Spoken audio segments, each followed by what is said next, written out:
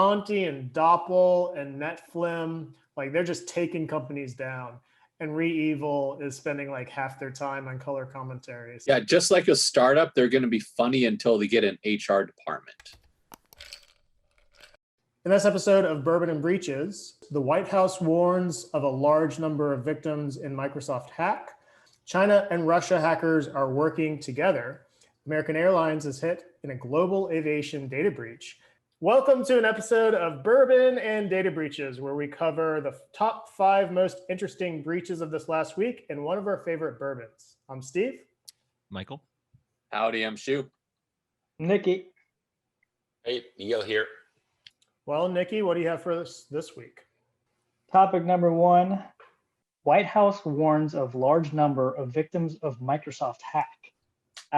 We touched on this last week, but more stories have been circulating, and it's essentially Microsoft's email servers got hacked. So I think a point of clarity is Microsoft disclosed that their Exchange server had a 0-day vulnerability that was being exploited on a massive scale. So Exchange is typically run by a company, could be run by an individual, but typically run by a company. And hackers were en masse taking over Exchange servers. So I don't think anyone with a Live or a Hotmail email account have anything to worry about. But a lot of businesses certainly do. That should be all the personal email addresses should be part of Microsoft's cloud commercial server, which I'm sure is totally secure.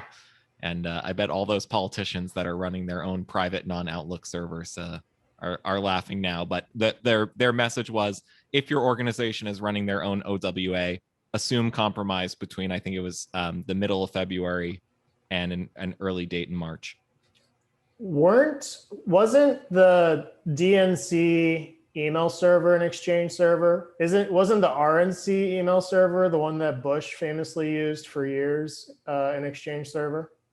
It might have been. I don't know if Hillary's private server, if she was just running Exchange for herself. I don't know the details there. I'm pretty certain that was an Exchange server because there were in-depth details about how to delete emails from that server. I can tell you, think of every public school district in the United States for starters, and then almost every major business. Yeah, the point on this is regardless if it's Exchange or the Linux Unix equivalent of SendMail, for decades now, email servers is probably the hardest thing to get right and secure. There are so many holes and so many moving parts that you have to nail to make it secure. It's very hard to host an email server correctly. So not surprised this was an entryway at all. Actually, from the article, it looked like there were several 0 days. So I don't doubt that it is a state actor. 0 days are very, very valuable, very hard to find. So does this affect like just regular everyday users? Should anybody who's listening to this podcast and doesn't work in security, should they be worried? I mean, everything is worrisome these days. If your work is hosting its own Exchange server, you should probably ask your admin what's up. If you just have a live.com or an outlook.com personal email address, likely not.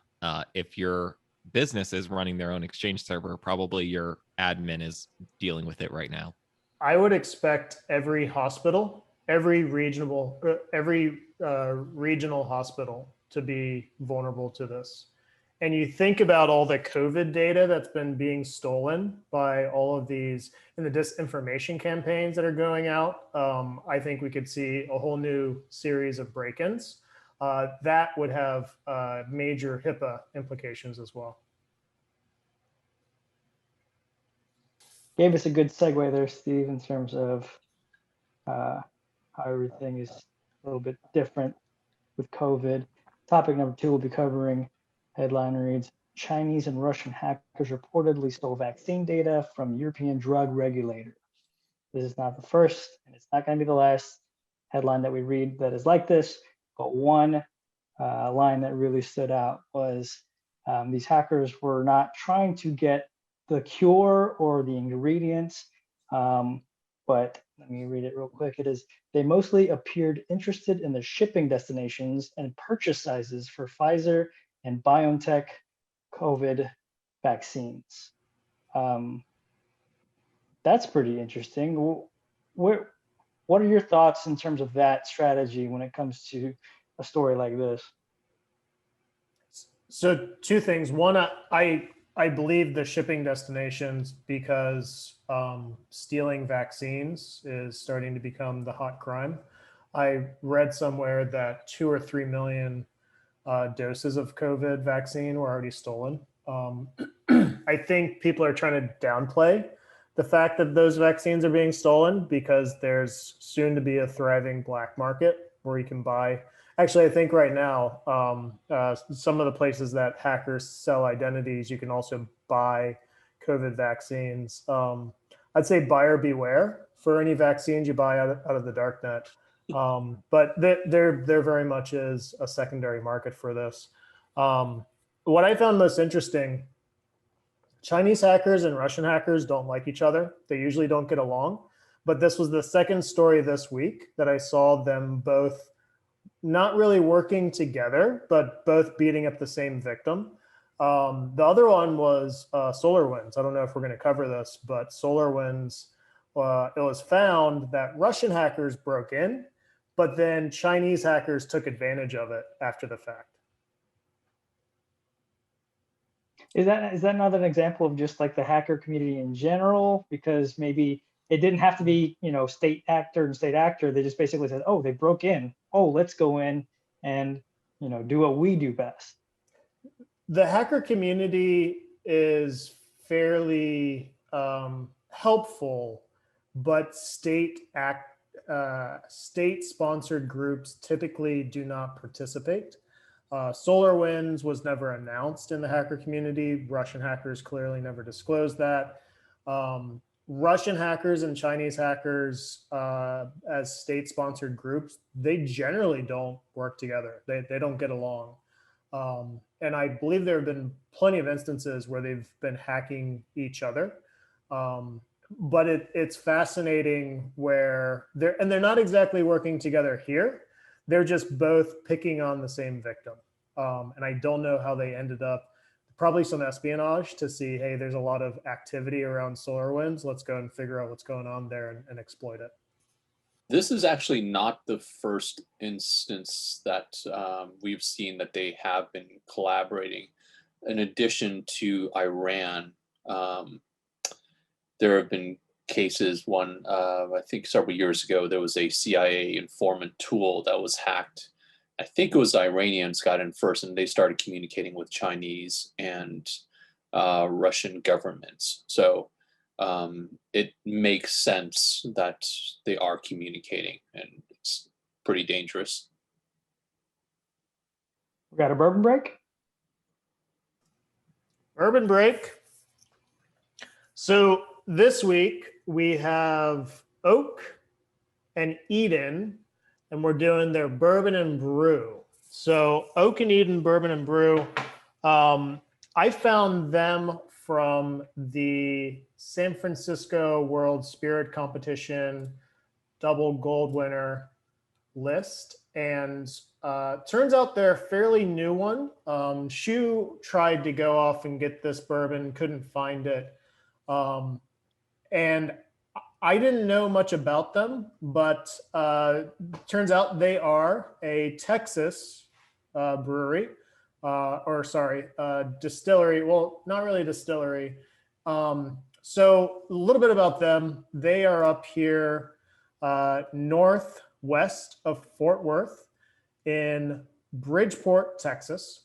They're not really gimmick, but their like whole way of operating is that every bottle has a wood spire. So I don't know if you can really see it in this one, but we've got a wood spire here in the bottle. that's going to give it a nice oaky flavor that actually it's almost as if it was still in barrel. So as the bottle gets older, it's going to age. So as opposed to pulling a bourbon out of the barrel and just having it sit in glass, these bourbons will age in bottle. We are doing the Bourbon and Brew. So this, again, San Francisco World Spirit Competition double gold winner. It is infused with coffee. They take the wood spire, infuse it with coffee before they put it into the bottle. So it really looks like a pretty young brewery or distillery here, because here's what Google Street View has to say about that. Clearly just a year or so ago, it was an empty storefront. And so it looks like they've been able to fix that up and put together a nice little distillery. I keep making the mention difference between them and others. So they buy their spirits from MGP. MGP is a large distillery. They wholesale produce spirits, and then they sell those to a wide number of brands that then do interesting things with them, age them, mix them with coffee, as in this case. So it's a relatively young spirit. It's a 2-year-old spirit. We don't know the mash bill. Release date is fairly recent as well, so they've probably been around for a year or so.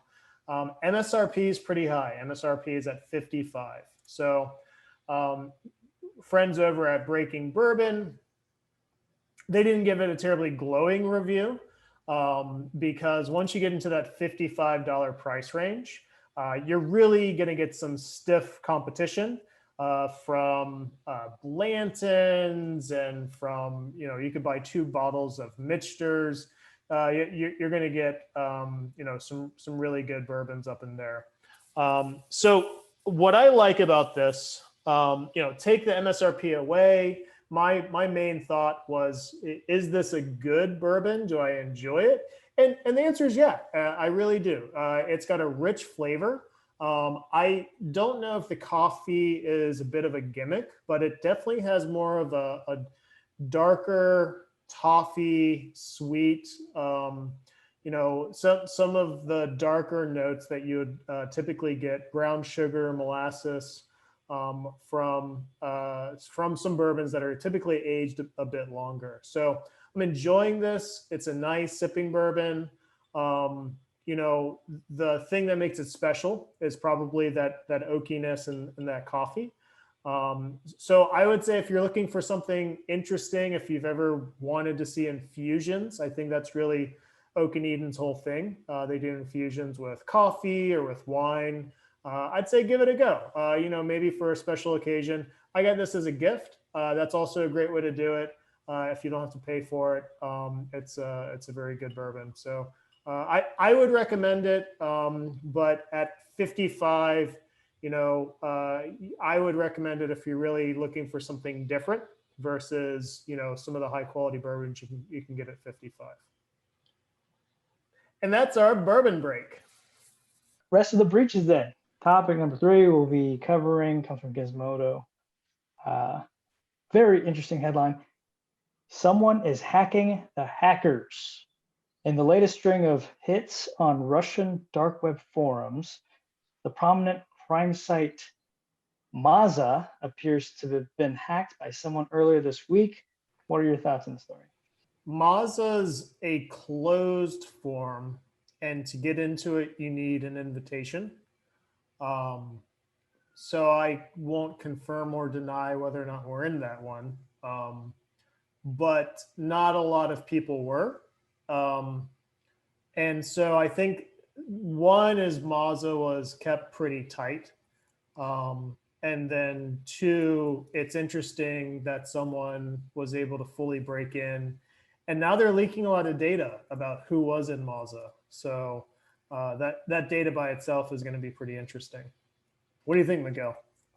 I agree, and it's always interesting. And I have to say, it's not the first time that this has happened, though. I'm guessing there must be like a sign, like a ribbon. If you get to hack a hacker, that would be like 100 years of forgiveness or something like that. On the top of my head, I do remember that the Void forum got hacked probably like a year ago. Nold as well. Sorry, which one? Nold. Oh yeah, you're right. You're absolutely right. Nold and Void both got hacked. Yep. Yeah. So this is not the first time, though this is the first time that I've read that a Russian site got hacked. Are they at the top of the food chain? How does that work? The Russian They are sites. special. Yeah, the Russian sites spend a lot more time keeping the general plebs out and only invitation only people or people with a lot of reactions or accolades can do stuff. So Russian sites are much more closed in communities, whereas a lot of the English forums, they are very much encouraging everyone to sign up. They want tens of thousands of people, if not hundreds of thousands of people on there all the time.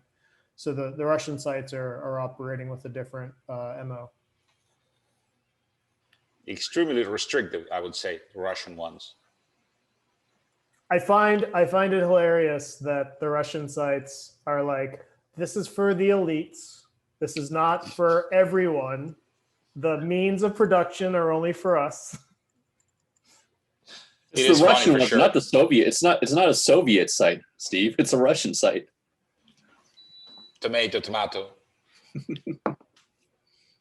Does that mean that there could be an operation right now to like smoke out the rat to find who's been hacking it, and maybe they'll turn up somewhere in the tundra missing kneecaps? Well, just because you hacked it doesn't mean you had an account. So very well could have been an outsider. I think what's more fascinating is when you have a closed community, a closed site like that, hacking it and releasing all the data, that's going to be really interesting. That's going to be a lot of relationships that are not widely known.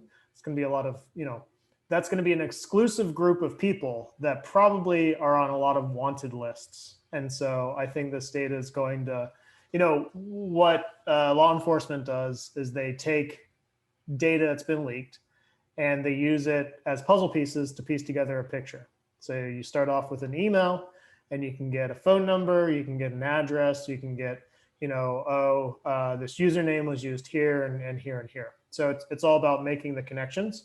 And I think Maza is going to make for quite a few interesting connections. Yeah, to put it another way, there is an enormous difference between I know absolutely zero about you and you're an unknown, or I know one thing about you, which is a known unknown, and it's at least a lead. And we'll do the same thing at Hacknotes. We get all the leaked data, we bring it all together, and then we enable people to make those connections. And so we'll have fraud, and it's very easy for people to follow the chain of fraud and figure out who's doing it or how are they doing it or where are they getting this data. We will cover that in an upcoming story. But for topic number 4, American Airlines is hit in global aviation data breach. Steve, are you an American Airlines Advantage loyalty program member? Yep. Yeah. This was me. Just like continues. Just like last week, they sent me an email right after this, and they sent one of our investors an email as well. And so he sent me his email. He said, "Yep, no, I got that one too." So this data breach includes me. Steve, it is mentioned that it's only the elite status, the AA number, or American Airlines Advantage number was released, and not passwords and financial information. For you, as somebody that has been hit breach after breach, where all these companies. Hold on. That's Does very that mean anything? that's very misleading statement. They say we know that your American Airlines number was stolen, and one or two other things, and we also know that it wasn't your password. But there's a huge gap between there, right? There's the gap of all the things that could have been stolen that American has about me. Because you think about what you need for a flight, ID, passport, right? I've given American my passport number several times. Credit card. They say no financials, right? Whatever. But there's like all this PII that could have been stolen. And they're, mum's the word on that. So until I see the data file, I will not know exactly what was stolen. Drizzly never told me that they leaked my date of birth, but I know they did it because I see it in the leaked file. So. Well, going back to the vaccine thing, an airline's flight record is just a shipping manifest for people. So if they already made the reservations, you just know where certain people are going to be on certain dates and if they're going to be home or not too, which is totally creepy. Yeah, actual flight information, they don't specify. There was one footnote in that article, I don't know if you guys caught it, but it talked about potentially partners of American Airlines with their global alliance partners. Yeah. So they asked United, was it, were you breaching United? It was like, no comment right now. So there may be further fallout from this too. Yeah, our expectation is it is all of the Star Alliance, all of the CITA companies, and so that's United. That's even, I think, Lufthansa. Yeah, Lufthansa. Yeah. So I love Lufthansa. The Germans can enjoy what it is like to be a part of this breach as well. I have never had so much to drink on a plane as on Lufthansa. They give you 2 drinks while you're up in the sky, and then they give you a pre-dinner cocktail, and then they give you brandy to finish. They are committed. Well, if you're unsure where your information went, Steve, I'm sure China may know. I don't know if you guys remember, but in an episode, maybe 3 or 4 back, China was labeled to be collecting information on high value individuals and all of their records and all of their flights and everything, every piece of information that goes along with that. So I still believe China is amassing a global database of every person on the planet. And it makes complete sense. That would be a very valuable database. And if they hadn't had the idea, if they didn't have the idea before this, they do now. So I think that just as all this data starts leaking out, there's got to be some master database just sucking it all up and building a profile for every human on the planet. Yeah, you're not the first one to think that. There was an article I saw, I can't remember where now. It was basically saying this is what China's doing, and within 5-10 years, they're going to have this database. All right, ready for our 5th topic of the day? Favorite one. Yeah, definitely. Another breaking news situation. The gist is CIBA insurance services were hacked by ransomware gang ReEvil. We've talked about them many, many times because they're so good at their jobs. ReEvil has a very creative copywriter calling out the IT director of a company in California as he brags on their exploits. I'm not going to read it, duh. What do you guys have to say about this story? So let's leave this up for a moment. People can read it if they so choose. A few side notes here. One is we are tracking, I want to say 25 ransomware gangs, 23 to 25. I gotta say, ReEvil's the funniest. I don't know if there's an award for that. I don't know if there's a competition, but I'm pretty sure that ReEvil knocks it out of the park every time in terms of their color commentary.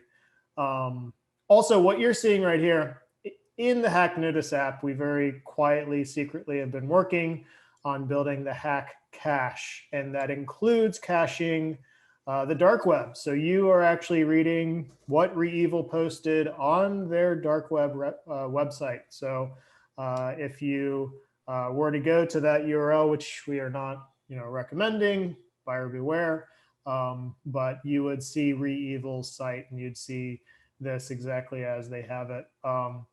So we are caching the dark web, making it easy, safe, sanitary for, well, I don't know if sanitary, easy and safe for anyone to go and read what ReEvil is posting about these companies. But I just think that they are the funniest ransomware gang. Some don't even try. Some are just like, ooh, we hacked you. But ReEvil's got this ongoing color commentary, I think, for all of theirs. And, they mention people by name. They allude to what these people were doing. It's just some good old fashioned fun. We don't condone any of that.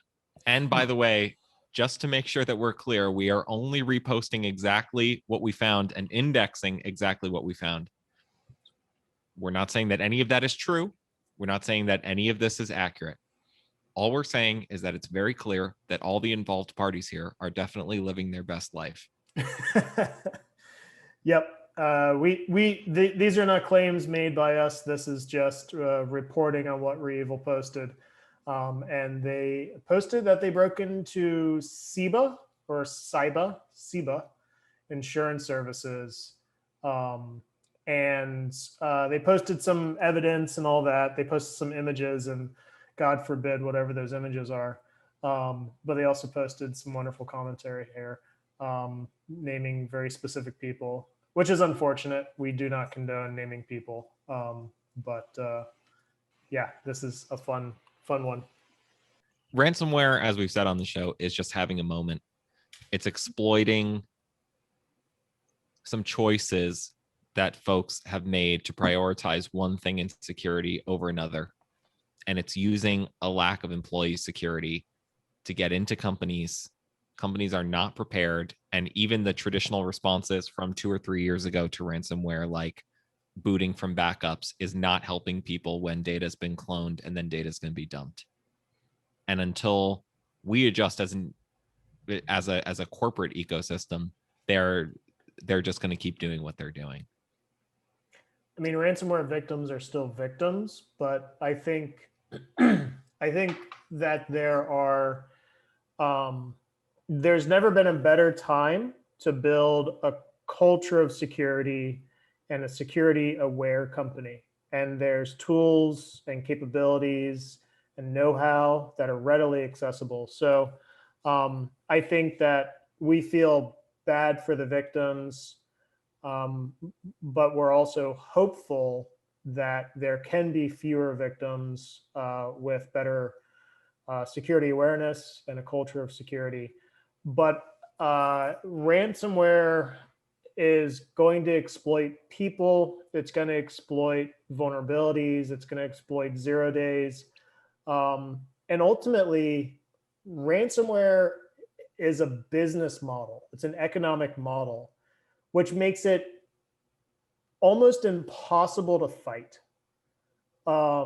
It's like fighting terrorism, right? It's almost like fighting an ideology.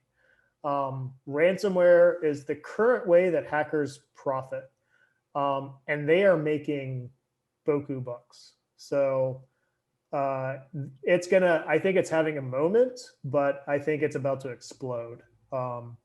And I think we may end up in a ransomware epidemic. We're in a data breach epidemic, but the ransomware epidemic could be far more damaging. This has been an episode of Bourbon and Data Breaches. If you liked what you saw today, comment, subscribe, and follow. If you have any breaches or bourbon you'd like us to cover, you can let us know at contact@hacknotice.com. Until next time.